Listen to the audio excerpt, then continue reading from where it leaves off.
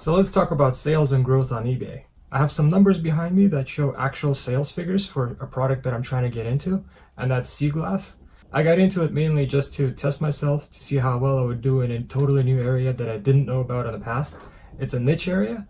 The way I found it was just by researching on marksite.com. That's my project.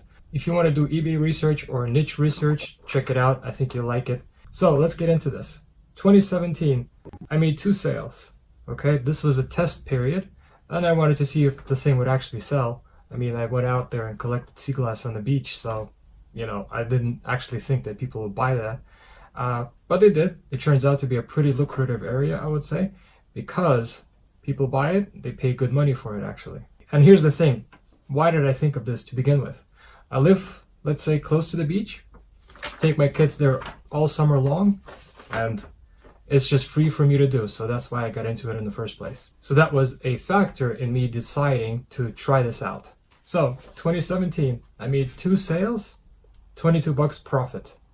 Okay, that's after all the fees, all the shipping fees as well. I'm only calculating profits here. And by the way, I'm just going to show very quickly here a spreadsheet that I made showing all the sales, all the fees that I paid over time.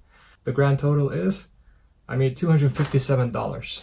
2017 was only a test period. I would say I didn't know a whole lot about what I was doing, even though I'm good at eBay and I've been eBaying for like 15 years now.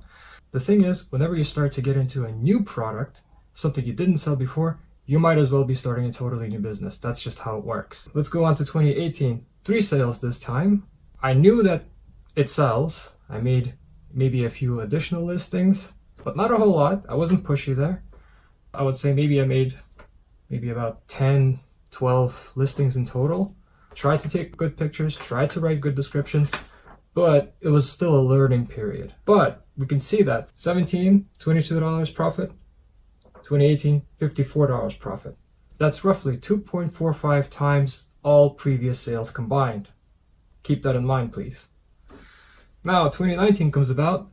So far, I've sold 8 times. Notice also the average sales price is going up, so I'm getting better at this. And the profit of $181. If I'm right, that's 2.38 times all the previous sales combined again. Now, what does this tell us about growth and eBay business in general? Well, I think it says that even if you're a seasoned seller, like I thought I was selling everything. I was selling books, I was selling electronics, all kinds of personal stuff, used stuff, vintage stuff, you name it. I was doing a lot of selling all these years. But I wasn't selling something so specific before. This is a real niche. And I'm just sharing my experience here. That's just how it goes. You're going through a test period. You're then going to go through a learning period. And then only after all of that can you really call it a business. Now, I'm not calling this a business just yet for myself. $250 doesn't really decide much at all.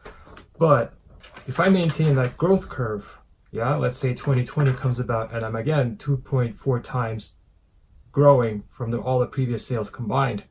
I think that's, 21, 22, that should be very considerable years. Let's see if I actually continue it. I'm not sure I will. My goal now is that, all right, 2017 and 18, I was testing and experimenting.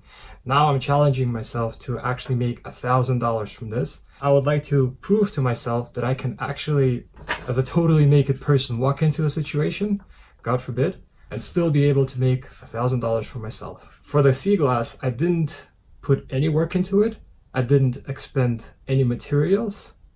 I only collected it on the beach while the kids were playing nearby. Okay? I even asked them to collect some of it for me to help out. But the thing is, I would then package it, photo it, list it on eBay, with all the correct keywords and all the nice descriptions and photos, and it would eventually sell. And this is a learning period every single time. That's what I have to stress. If you're having this kind of trouble, only research will save you, and testing. So let's look at this a little bit deeper. My total revenue was $376. PayPal fees and eBay fees turned out to be around 16% combined.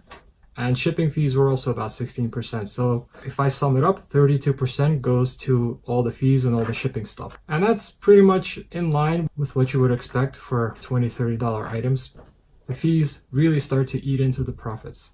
So I'm sharing all of this as a kind of an experience. I think that this will help you if you're trying to get into eBay. And even if you're a professional, this is the kind of stuff that I think people really need to hear and understand. So again, out of the $376, only $257 were profit. Everything else was just eaten up by the other stuff. And to finish up, I also challenge you to try the same thing for yourself. Can you find a niche to make yourself money? Any kind of money, it doesn't matter. If it's $100 like for me, that's also fine. Please share it with others. I think that this will be useful for everybody to know and hear about. There's the comment section for that. If you have any additional hints for me to check out and your niches to share, please do so. Again, I did post a link to the video, so please watch that as well. I think if you're looking for a niche, that's a good start as well. I researched them pretty well. There's good demand for stuff like binoculars, so please look it up. And another video I think might be useful for you is my Google research video, where I point out that you can use Google Trends to figure out, again, the same niches, but also very importantly, you can pick up on seasonality, which is very difficult to pick up on just on eBay. So that's all for me. If you liked the video, please leave a thumbs up. Subscribers, definitely welcome. I think I will be producing much more content like this for you in the future. If you would like to see additional videos about other topics, please let me know. I'm always available in the comments. I usually respond pretty fast to anybody who has a question. Thanks for watching, and I'll see you in the next video.